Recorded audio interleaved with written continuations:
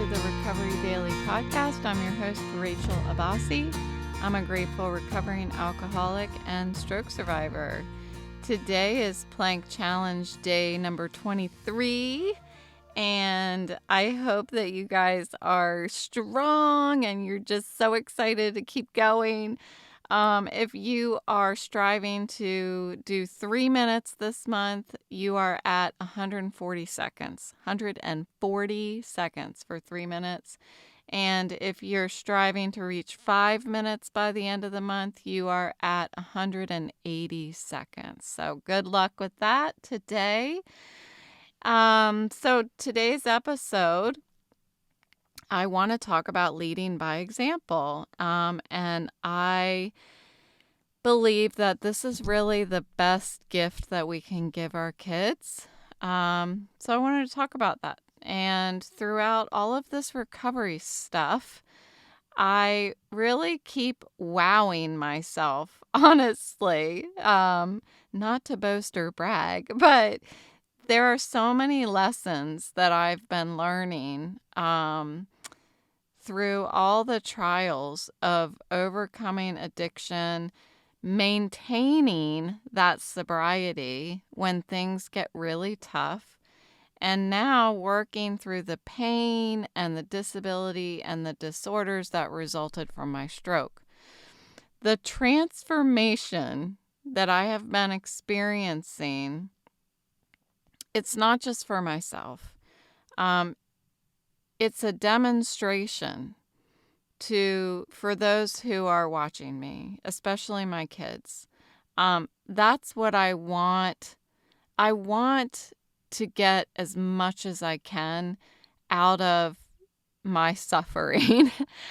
I want to be able to give as much as I can to anybody who will listen so that the most people possible can learn from my suffering so that nobody else has to go through it. I know they will, but if I can squeeze as much as possible out of what I'm learning and share it with others, then it's making me happy. And hopefully I'm benefiting others' lives and it will make them happy in the long run. So what I have now, my serenity that I get to experience so much, and the joy that I get being present in my life is really the result of every challenge that I have faced. It's undoubtedly worth every ounce of pain that I went through. And here's why. The thought that my experiences could potentially shield my kids from similar pain is the biggest motivator for me. And I would do it all over again if it meant I could save them from these same experiences. Unfortunately, that's not how it works. So the best I can do is show them how to survive something like what I'm going through, how to survive and thrive, how to be joyful even when things suck, through adversity. So after I got sober, I was thinking about this today. I slowly began to find new ways to have fun without drinking. Before sobriety, I was sure that life was over. I thought the fun was over. I'm going to have to grow up. I'm going to have to start adulting. Well, that was true. But I'm going to have to stiffen up. No more fun. And that is just not true. I was so wrong. I was blind. My tea parties, for example, are one of my favorite things to do. And I got to have one today to celebrate my wedding. And the people who came were my mom and my sister and my new mother-in-law and my new sister-in-law and a couple friends, and then all of my kids and their significant others, and my niece, of course, and her best friend. So this is a perfect example of just how much fun I was missing out on when I was drinking. Because when I was drinking, I would have been around just as many people, but I was not really present. I, if you would have asked me, I would have been like, yeah, I'm totally present here, but I wasn't. I wasn't really me. I was drunk me. And I thought drunk me was me because I was drunk all the time. So I thought that that was me. But it wasn't. It wasn't me. I like this me so much better than that me. And the tea party was so much fun. Side note, uh, I did a little speech. I didn't plan for it. It just felt right. So I did a little, gratitude. Thank you for all the support and everything. And then my daughter actually did a speech. She was my maid of honor. So, of course, we didn't have a ceremony with anyone. So it was just the two of us when we had our ceremony. So she got to be my maid of honor at the tea party, and it was super adorable. But she gave a speech, and she cried. I cried. We all cried. We laughed. We cried. It was really great. I have to tell you, it was so moving. I had such a fantastic time, and I'm so entirely grateful for the people that are in my life. It means so much to me to be able to do something like that. Do I feel terrible? Yes, I feel absolutely terrible right now. I'm doing the podcast with my eyes closed because it's just, I went too far because that's what I do. I'm totally taking a tangent. It's okay. You guys love when I do that. I made everything for the party. So I started like 3 days ago, and I made the biggest hit of the party were Mexican wedding cookies. Those were the biggest hit.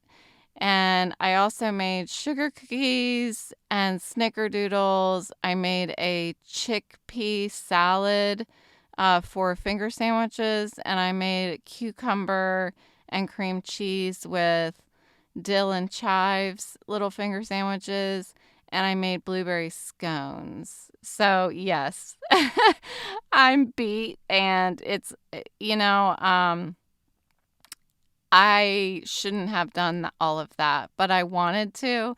And Lord knows, like, you can't stop me when I want to do something. And so my husband just watched me kind of torture myself, but I had fun, and I will suffer the consequences and probably have to nap a bit over the next few days.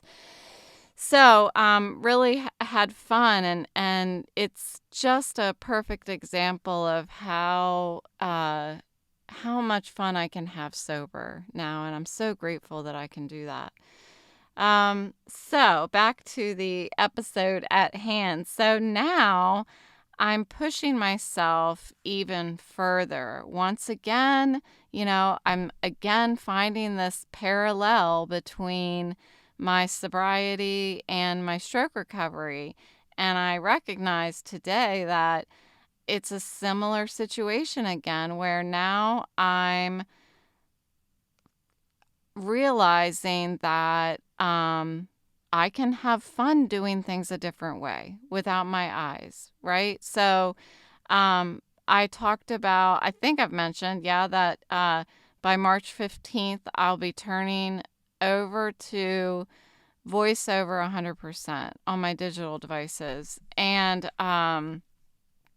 when I was just reading over the script right before I hit record, I read that line that says I'll be turning over to voiceover 100%, and I was like, oh, that's what I'm doing. I'm turning it over. I'm 100% accepting. That's what's happening. And I'm turning it over. And I don't know if you're feeling the same goosies as me, but it's really, I'm practicing a true surrender to my disability. That's what's happening. And that's really a beautiful thing. I mean, it doesn't feel beautiful, but it will. It will feel beautiful when I stop fighting, when I stop fighting myself internally. So I'll be learning to embrace the digital world without the burden of my post-stroke symptoms.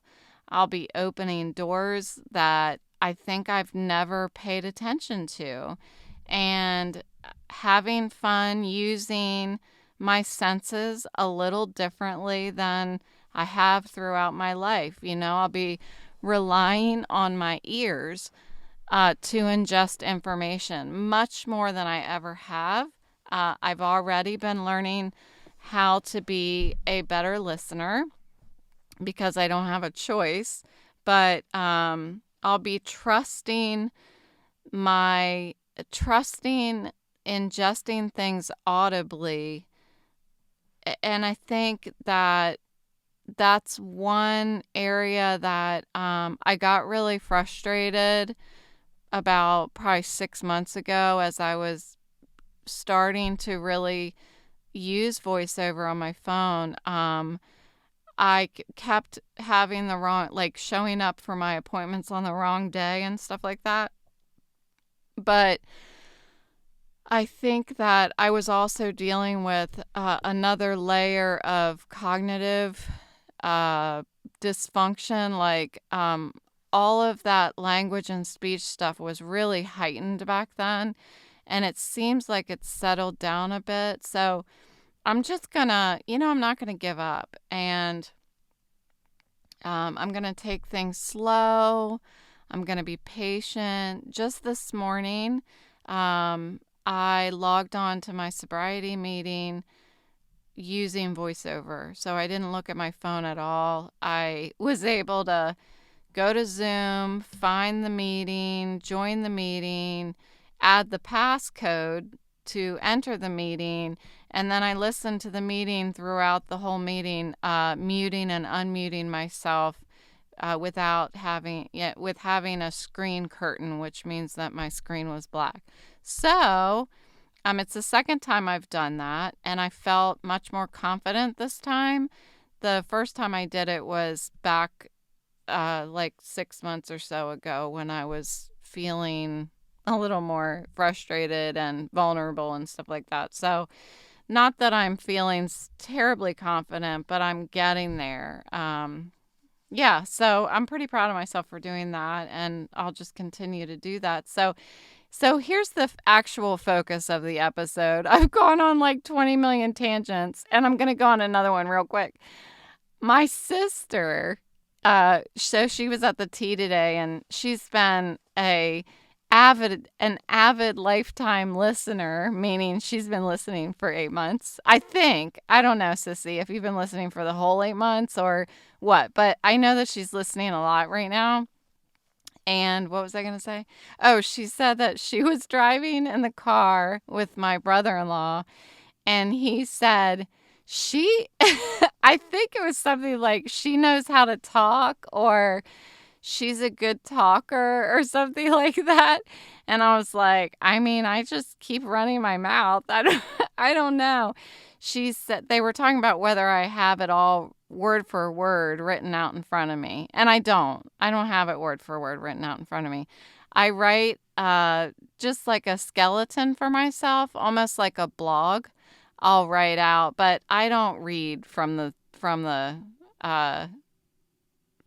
script. It's just more of a guide because I've just spent so many times losing my train of thought because of the cognitive thing, kind of like what everybody does, where you're just like, what was I saying? What's the word? It's the same exact thing. It's just like exaggerated. It just happens constantly. It happens in conversation, and it's just, it makes me get so frustrated, and like, I swear I have a hot flash when it happens. So anyway, why was I saying why was I saying that? Oh, because they were just she was telling me at the tea that I I don't know. I talk a lot. I am a good talker. I took it as a compliment, so I don't care. Okay. So here we go. The actual focus of the episode. This is a fun one, huh? I'm going all over the place. Our kids. That's the focus. So even as they grow into young adults, I was sitting at the tea today, and all of these young adults were sitting in the living room with us. And it's a beautiful thing. It's beautiful to watch them. But they are always watching us. And they see how we interact with the world, how we take care of ourselves, how we navigate the stuff in our lives. And sure, they may be staring at their phones the whole time, but they are paying attention in some fifth dimensional way that these kids these days are able to be on their phone constantly, staring at the phone, but they're still paying attention. Who knows? But they are absorbing our actions and our attitudes and our resilience in ways that we don't notice. And sometimes I think my daughter is just paying attention to what I'm doing so that if I do something wrong, she can hold it against me when she does the same thing. And then she's like, "You did it." But I kid. But from the way, this really resonates with me. The way we talk to ourselves in the mirror. And I used to make it a point when my kids were younger to say positive things about myself in the mirror. Like, "Oh, this looks so nice," or, "Oh, I love my hair today." Or I would make compliments about myself in the mirror because I wanted them to do the same thing. I did that. And I'm really happy that I did that because I feel like it worked. And so anyway, they look at that stuff and how we are nurturing our own self-esteem. They're watching that. And the respect that we show for our belongings and our home. I don't know how much of that I displayed when I was drinking. I know that our home, I kept it clean and stuff. I cleaned a lot, but as a 49-year-old, I clean surface levels that I didn't even pay attention to back then. And maybe it's because I didn't have a lot of time being a single mother of two, even when I was married, I just had other priorities. And but they look at that, and it translates into how they take care of their stuff a lot of times. Every action that we do is a display of how to do things. It's a lesson. How we manage our time, how we manage our relationships, our emotions. They're all like chapters in this manual that we are unwittingly writing for our children. And they're reading it. It's just happening, and we don't even really pay attention to it. And I've discovered that parenting by example, both in big monumental things that happen in my life and in little everyday moments, the choices that I make to live authentically, to talk about what's going on the inside of me, to make those choices like choosing happiness and choosing gratitude that I talk about, to clear away the junk. I have they see me clearing away all of this junk, and they see somehow I surface joy. How does that happen? They're watching that. And to show that emerging from the darkness is possible, and it's worth every step when you're smiling on the other side of it all. And it's not easy, and I've made a ton of mistakes, and I have ups and downs. These days I have ups and downs um, every day. One day I'm up, one day I'm down. And but it's possible. It's possible. And I suppose it's exemplifying hope in all circumstances. And it takes a lot of courage to face these circumstances with or without hope. You know what I mean? So to my kids and all young adults watching their parents navigate life, know that they are doing the best they can. They are doing the best that they know how to do.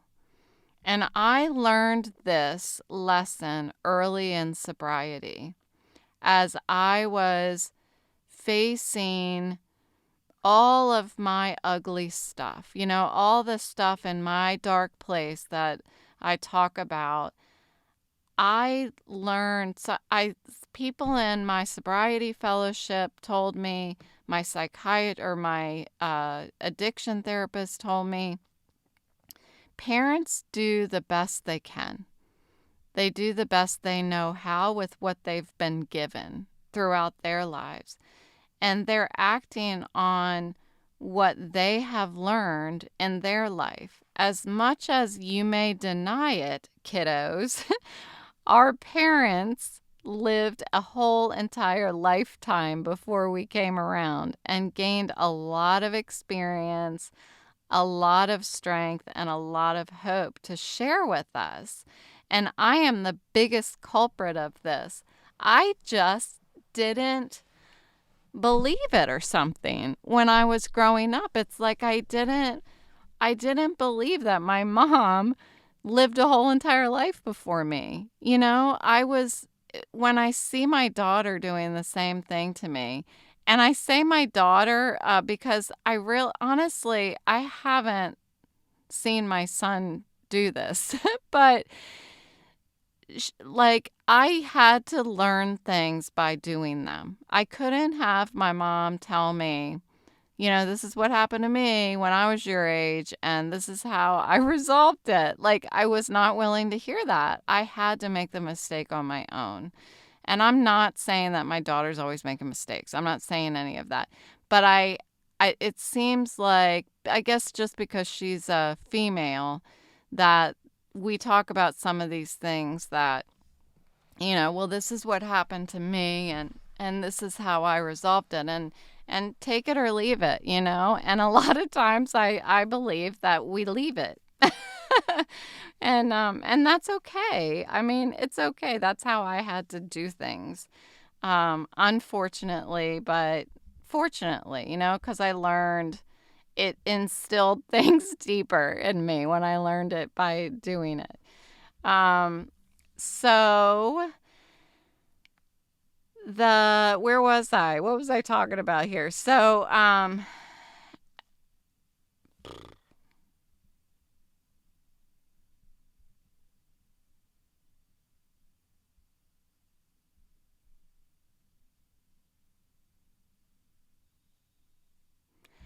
that's all that our parents can give us, what they have been exposed to and what they have learned from it. So the key is our parents are doing the best they can, or did the best they can. And to the parents, the greatest gift again, that I feel like we can offer our kids is the example of our own lives. And these are lives filled or lived fully and bravely and with abundance of love and respect for ourselves. I feel like self-care is a big thing that I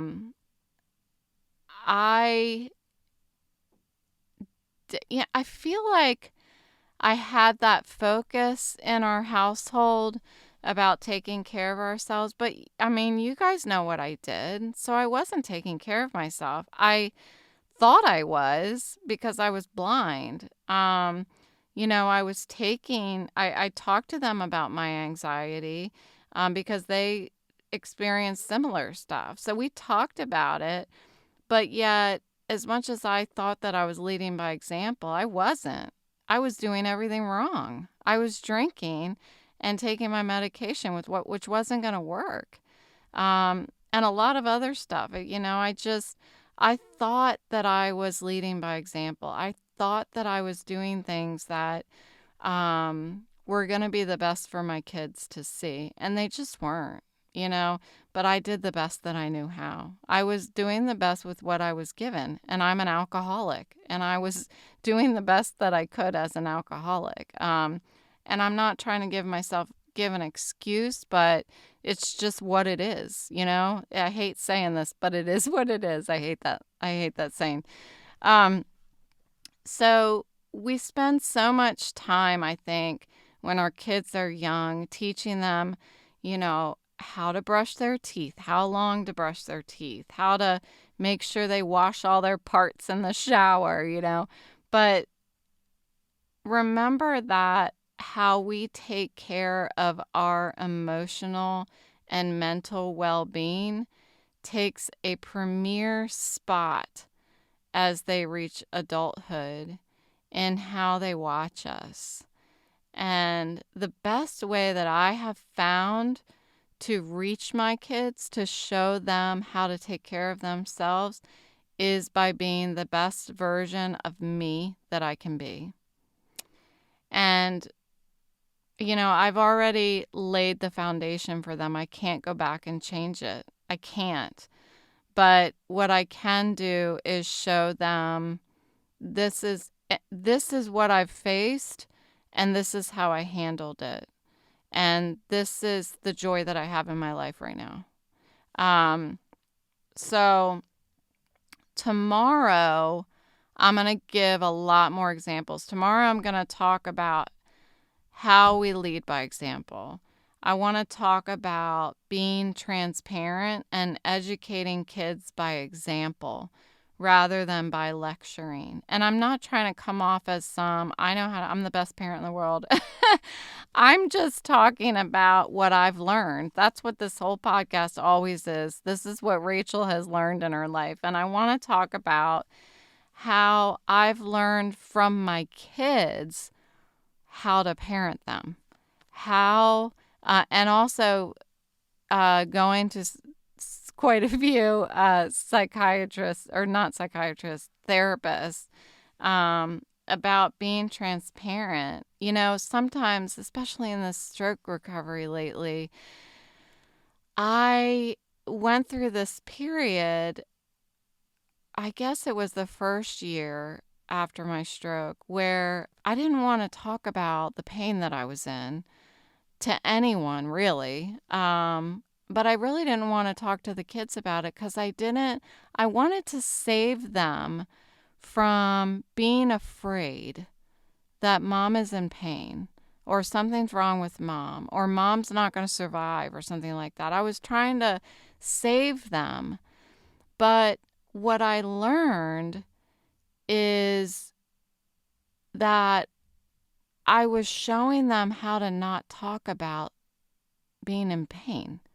I wasn't showing them the way that I want them to act. I want them, if they're suffering, I want them to talk to somebody. It doesn't have to be me. I would love for it to be me, but I wasn't doing that for myself. And I want to talk about that tomorrow. And modeling physical and emotional self-care, this emotional intelligence thing that everybody's talking about, and living a life with purpose and passions and being of service to others. So um what they're looking at and what we do from those respects. So by leading by example in these ways, I think that we enrich our own life and we set a powerful, positive precedent for our children and show them that adversity can lead to growth and can be met with courage. Um, Coincidentally, and I was talking about this a little earlier, one can have courage without hope and vice versa. Because I was sitting here thinking, courage and hope, can I, like, are those, what's the word, synonymous? I know they're not, but I was trying to figure out the relationship between courage and hope. And so one can hope for a better future, yet may not have the courage to take the steps necessary to realize that hope. Conversely, one may have the courage to face difficult situations without necessarily having the hope that there's going to be a positive outcome. And I don't experience both hope and courage at the same time on a lot of days. But that's what I seek. I seek hope and courage. In the context of recovery, hope might be what keeps someone looking forward, believing in the possibility of healing and a better life, whatever better means.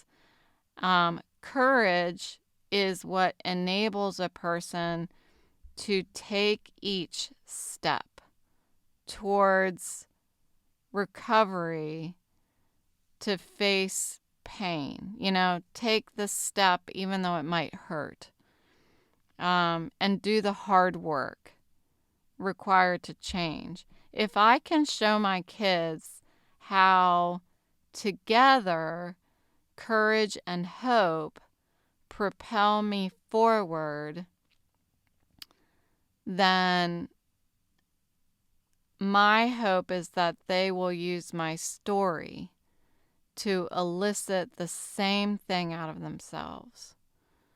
So that's what I have for you today. I know I was all over the place. It's fun. Thank you for joining me today on the Recovery Daily podcast. I will talk to you tomorrow.